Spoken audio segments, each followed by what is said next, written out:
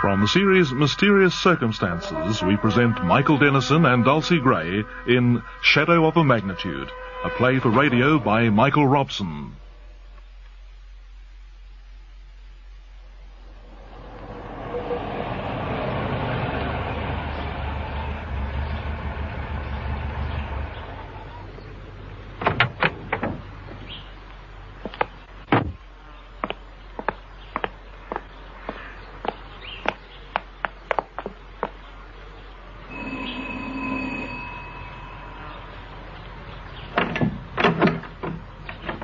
Good morning. Good morning. Mrs. Farrell? That's right. Oh, do come in, please. I'm Charles Hazelhurst. The agent said the hall was spacious. And he was right. But I understand it's a large house you're looking for. Certainly. Have you lived here long? 16 years. You'll be sorry to leave it, I imagine. It's quite beautiful. Thank you. We've been very happy here. Where would you like to start? Do you know I think the grounds first, don't you? I have a feeling it'll be raining hard before long, if the sky is anything to go by. Then the grounds it shall be. I hope you enjoy walking. There's quite an acreage to cover. It's 12:30.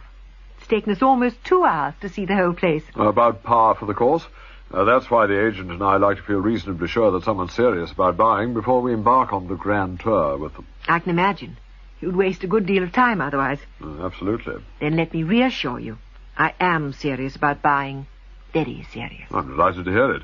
That calls for a drink, I should have thought. We've certainly earned one. What a good idea. What would you like? Oh, gin and tonic, please.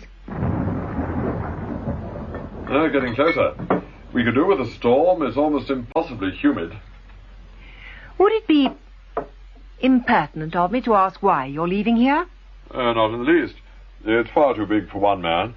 Now then, if there's not enough gin, for heaven's sake, let me know. Thank you. My wife always insisted on 1 part gin to 4 parts tonic. I suppose I got stuck in the groove. It is fine, really. Good.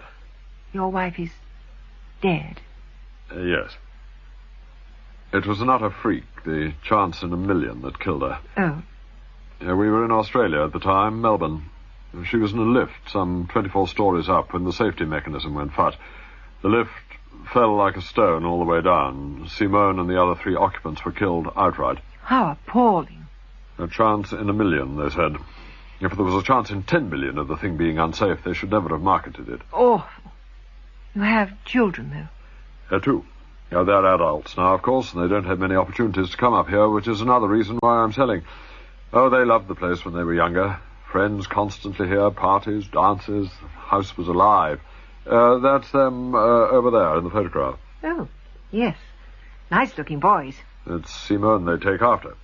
Robin, the taller one with the scarf, he's in the Foreign Office, and young Johnny's a barrister. You must be very proud of them. Oh, they've done quite well for themselves. Indeed they have. And you, clearly you have children? Yes, a boy and a girl. Nice to have one of each. It makes life interesting. Yes, I'm sure. And the house will be for them, of course, as it used to be for Robin and Johnny. I think it'll suit them down to the ground. May I ask how old they are? I'm sorry. I was distracted for a moment. It must have been the thunder. It worries you? Not in the least. The children. Leon is 18 and James is 21. Well, couldn't be better. Think of the fun they could have here. And all the time in the world to enjoy it, if they decide to work locally. Yes, all the time in the world. Are you living in London at present? Bristol. Ah, quite close, but not too close. How long did it take you to drive down here? About 3/4 of an hour. Pleasant journey. Yes, it is, isn't it? Oh, the motorways made life much easier, of course, but what a relief to get off it and back to sanity. Yes.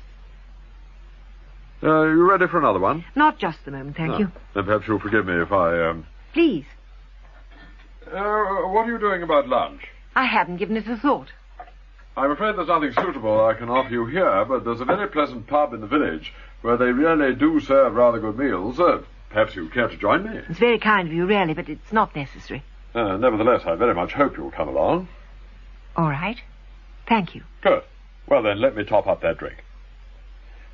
There's plenty of time. Gustav, the chap who does the cooking in the pub, doesn't get into his stride until 1:30 at least. What on earth is he doing till then? Preparing the terrines, I shouldn't wonder. Now, 1 of gin to 4 of tonic. There you are. Thank you. You must miss your wife very much. Well, I'm fortunately kept very busy. Work tends to blur the edges a bit. If I were here much, I'd find it unbearably depressing. Too many memories. There's nothing worse than happiness remembered in unhappy times. Yes, I know. Oh, this is a marvellous place, marvellous, but not for me, not now. You have somewhere else to live? We had a house in Knightsbridge when we were first married. I kept it on after we bought this place. I'm in London frequently on business, and Simone liked her visits to town. Johnny, he's the barrister, has what's virtually a flat on the 3rd floor, so we can keep in touch without living in each other's pockets. That must be very nice for both of you. You'll discover as your two grow up, when they find their feet, that you'll stop regarding them as children and think of them as friends. One of the compensations of middle age. You know, it's quite extraordinary. What is? Well, I've been looking at country houses like this for about 4 months now. What an extraordinary variety of people you meet. I can imagine. You'll have to forgive my grasshopper mind, but when you were talking about your wife and children, I was reminded of a conversation I had with someone quite recently. But the contrast between the two of you.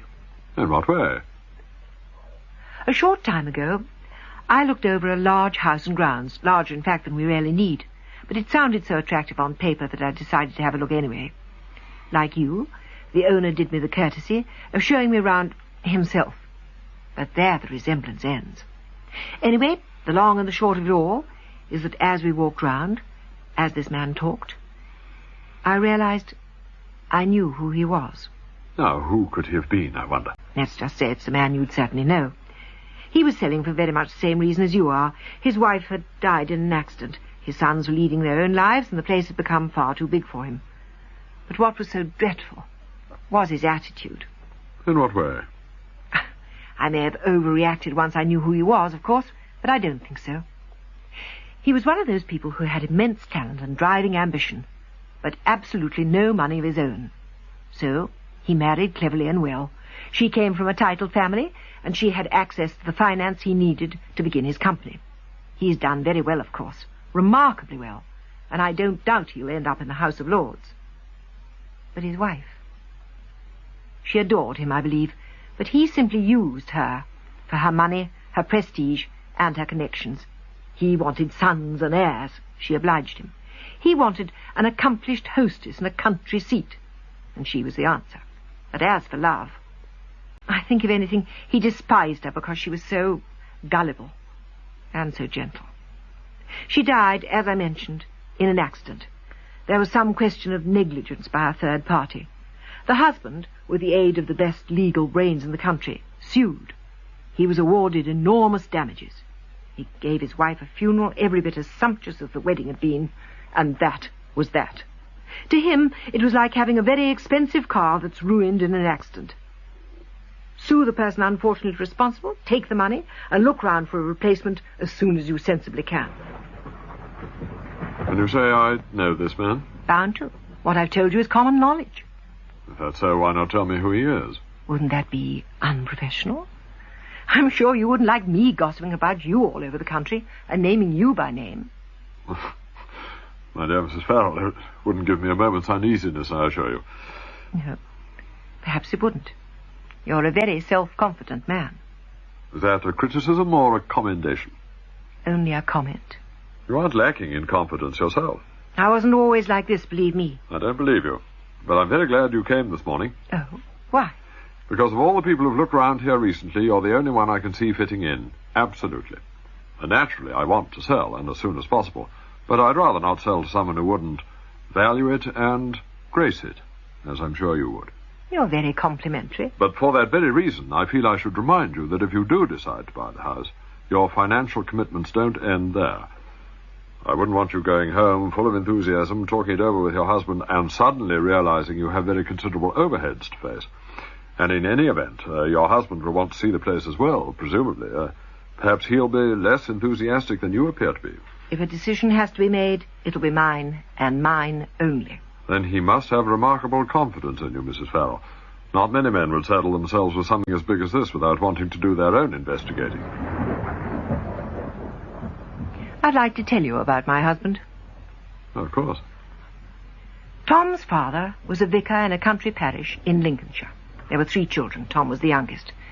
The parents were prepared to lead lives of genteel poverty in order to give the children the best possible education. Tom went to a minor public school and took a scholarship to Manchester University. He read engineering and eventually got a creditable degree. It would have been a first if he hadn't spent his last year battling with nervous asthma. Oh, what a terrible thing. He taught for a while at the university. Then he was offered a position in the research and development section of an engineering firm just outside Bristol. The pay was almost derisory, but Tom was attracted to the work. They were developing forms of apparatus to make maimed ex-servicemen and badly injured civilians more mobile. Excellent work. He'd been there a year when I met him. He was the only completely selfless man I've ever known. We married, we had 2 children, and the firm began to prosper. As it prospered, Tom's responsibilities increased and his nervous asthma returned. But he wouldn't leave off what he was doing because he was too involved. And then, 7 years ago, a new drug came onto the market. Something that would relieve chronic asthmatics without their needing recourse to oxygen machines and the like. He was halfway through the first month's course of the new drug when he died. He was 40. But the drug itself wasn't responsible for his death. All patients taking the drug were warned that it was highly dangerous to touch alcohol at the same time. Alcohol, Mr. Hazelhurst. But Tom was always drinking coffee. And it was the combination of caffeine and the drug that killed him. You've taken 2.5 hours of my time to lead up to this. Why bother with the farce of a guided tour first? You were here, you had access to me. Why the charade beforehand? Would you have listened if you hadn't thought that I was seriously interested in buying the house? Would you have offered me drinks and lunch and been prepared to put up with a few biographical details if you hadn't thought that there was at least a fighting chance of a sale? My company has made financial reparations? After 6 years, yes. After 6 years of chicanery and evasions. After being shamed into it by the campaigns of a few hard-nosed Fleet Street men. But never willingly. No firm willingly parts with almost £1 million. Exhaustive inquiries had to be made first into every case of death. The findings were published within a year of the deaths. Mrs. Farrell, I hope you've received some satisfaction from telling me this, but now I think you'd better go. But it isn't the whole story. I think you had better go. Are you going to throw me out physically? I hope that won't be necessary. It may be, because I intend to finish the story. What makes you suppose I shall stay to hear you out? Because if you leave me alone, I shall destroy every painting in this room. And you'd be obliged to send for the police, and there'd be a scandal when it became known who I am in relation to what you are. I'll give you 5 minutes, then I shall telephone the police, scandal or no scandal. You'll give me as long as it takes. I don't want to take legal action against you, but I shall without hesitation if you aren't out of this house by 1 o'clock. It'll be over by then, I can assure you. Well then. Well then. Tom's firm did what they could financially after his death, but it couldn't compare with what he'd been earning when he was alive. And the children, in addition to losing their father, they had to leave the schools they were attending. All that was confusing enough. But what finally disintegrated them was the attitude of you and your fellow directors. Cynical, temporizing, attempting to avoid all responsibility, letting the whole thing drag on year after year, the unacceptable face of capitalism. Your reparations were made last September, and by then it was much too late. My daughter Leonie was found dead in a back street off Covent Garden of an interesting combination of malnutrition, blood poisoning, and heroin. My son is a mercenary soldier. I haven't heard from him for over a year. He may be in Africa, I don't know. He may be dead, I don't know. It sounds grotesque, doesn't it? The kind of thing that just doesn't happen to normal people. But until my husband began that course of drugs that your chemists had pronounced suitable for sale, we were a normal, happy, and united family. I'm sorry. You are? But however exhaustive the tests that are made, you're going to find that any major pharmaceutical breakthrough though it relieves the suffering of hundreds of thousands, may be fatal to an infinitesimal few. That accident in the lift, the one that killed your wife. What were your comments to me not 20 minutes ago? A chance in 1,000,000, the manufacturers said. But if there was a chance in 10 million of the things being unsafe, they should never have marketed it. That was your conclusion. So how does that square with your attitude towards the drug? As a visitor to my house, you've come out with what you certainly consider to be a number of statements that I would find unpalatable and distressing. Very well. You've stated your case. Now I think it's my turn. You still haven't answered my last question. There was a flaw in the lift mechanism, and there was a flaw in the drug you peddled. Both resulted in the deaths of innocent people. So what's the difference? I prefer to concentrate on your situation, not mine. Your husband died 7 years ago. You tell me that as a direct result of that, your daughter's dead and your son's gone to the bad. But you've survived. People get over all manner of personal tragedies if they have the character. You're suggesting that my children lack character. It very much appears so. Why weren't they rallying round you when you most needed them? They were children. They were adolescents. And if your husband was the man you represented him to be, surely there was enough of his influence left to help them to lead useful lives. Mrs. Farrell, in bad times, some survive and some go to the wall. They lack the moral fibre to conduct themselves properly. They complain about life instead of standing up to it. That's your world, then. Of course it would be. In my world, Mr. Hazelhurst, there are the givers and the takers. And you have taken all your life. I want you to leave now. Make me. Had you behaved differently, less arrogantly, I might have had some sympathy for you. But not now.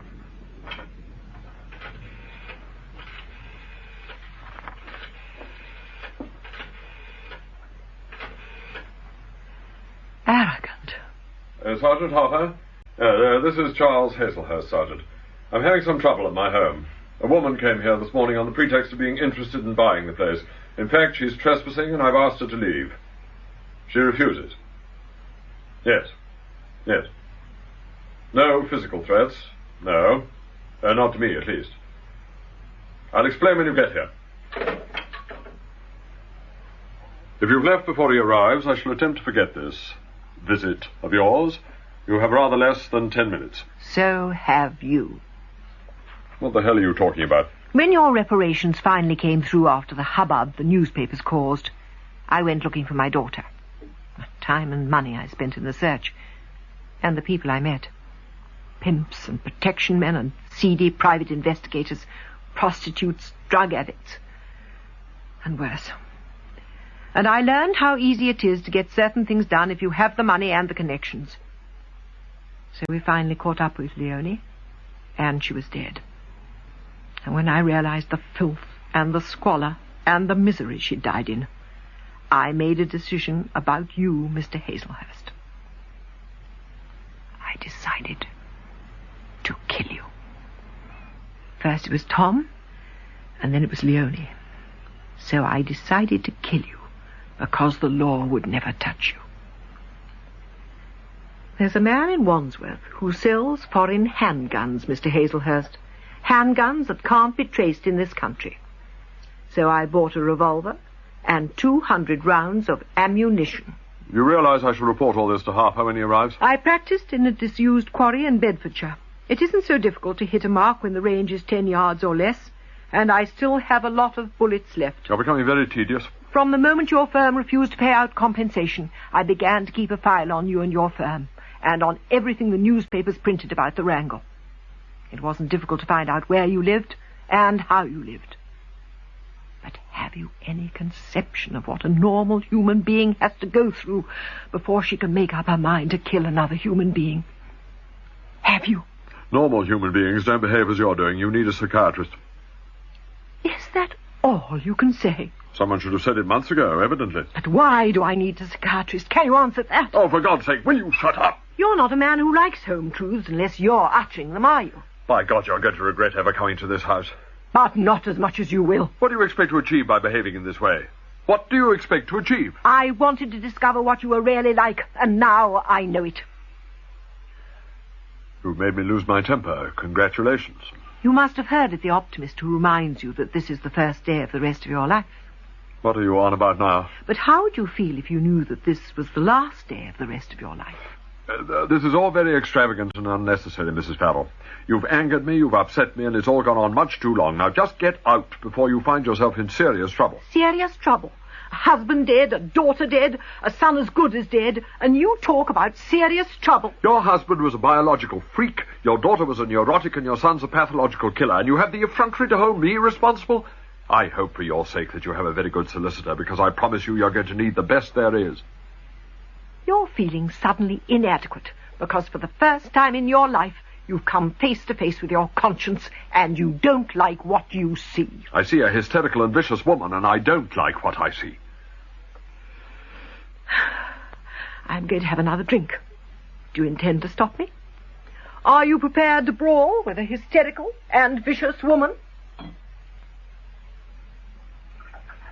But this time, 3 parts gin and 1 part tonic. This morning, before I left home, I was physically sick. Before I turned into your drive, I was sick again, because I knew that in all probability I would have to kill you. And until I met you, perhaps for a few minutes when we first talked in here, I felt a great relief, because I began to believe that I might have been wrong.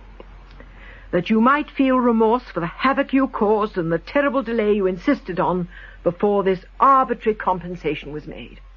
Threats to my life. You're madder than I thought. But I was wrong. You were everything I knew you must be. Complacent, arrogant, unimaginative, and utterly without compassion. All right. Now, look here. Put it away. Put that stupid gun away. Stay there. Stay exactly where you are. This is ludicrous. Are you determined to go to prison? I shall have to. Because even if it was possible for me to kill you and escape, I couldn't do so. I have a social conscience, you see. Put it away. Put it away, and I'll do the best I can for you when Harper arrives. But put it away. Do you believe me now? I believe you're very ill and you need treatment. But will you accept that you are the reason for what you call my illness? We were conducting a war against a serious affliction, and in winning that war, a very few unfortunate people died. But you shoot a general because a handful of his soldiers are killed? If only you'd look at it rationally. If there was 1 chance in 10 million of the lifts being unsafe, they should never have put it on the market. All right, but I didn't threaten to kill the manufacturers, did I? I used the law. Because you had the money to buy the best the law could offer. We went to the law as well. Those of us who were left without husbands or wives or parents or children after your drug had struck home. But we didn't carry the guns you did. You flicked us away like so many fleas, and year after year went by, and still you were offering nothing. And you haven't altered now. The same inhuman callousness.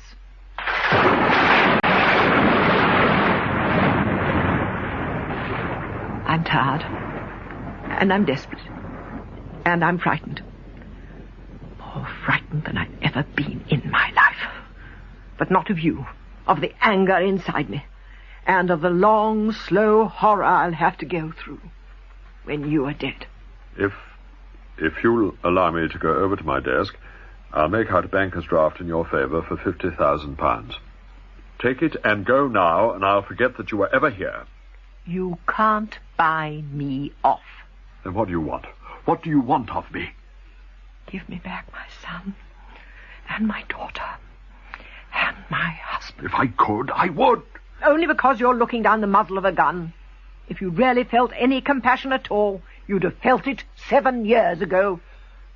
Mrs. Farrell, if I wanted to, I could get out of this room fast, and the odds are that you'd miss me by a mile, if you even tried a shot at me, which I doubt.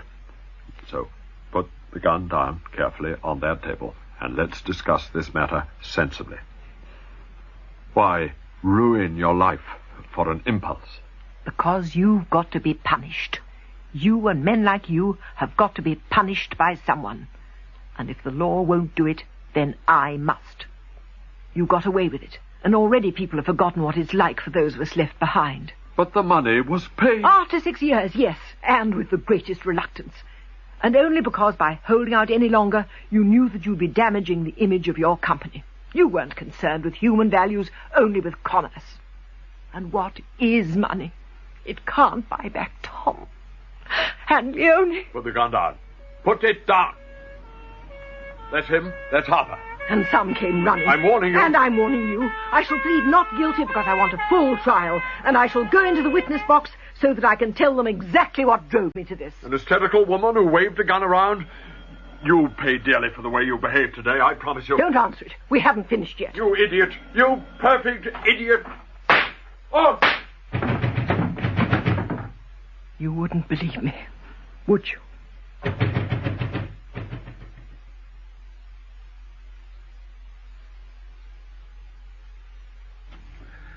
In Shadow of a Magnitude by Michael Robson, Charles Hazelhurst was played by Michael Dennison and Ruth Farrell by Dulcie Gray. The producer was Derek Hoddinott.